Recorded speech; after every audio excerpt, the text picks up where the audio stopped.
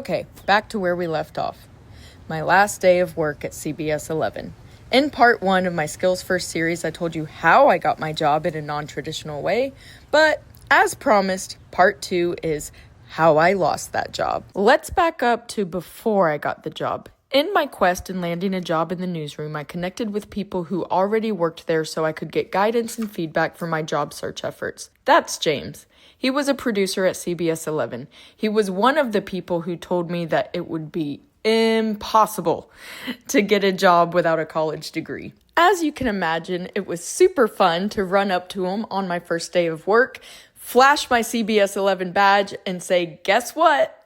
I got the job. Now, I want to take this opportunity to say that sometimes our, quote, haters don't really hate us. They love us, and they're trying to protect us from disappointment. And sometimes people that love us are simply just projecting their own fears onto us, and that's okay. They're not doing it out of hate. They're doing it out of love. Shortly after, James actually got a job at CNN, which was bittersweet because I wanted to work with him. I didn't want to see him go.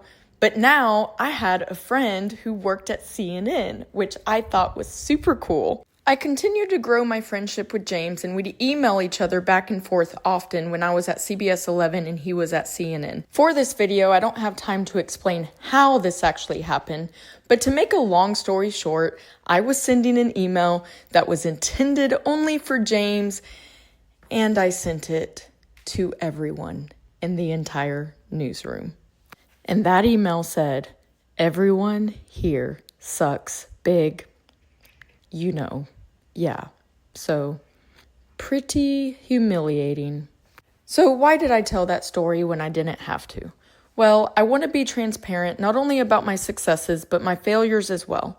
And these videos are intended for my participants in prison, and I want them to see that there are non-traditional ways to pave your own way to success, and success isn't linear, and there are setbacks.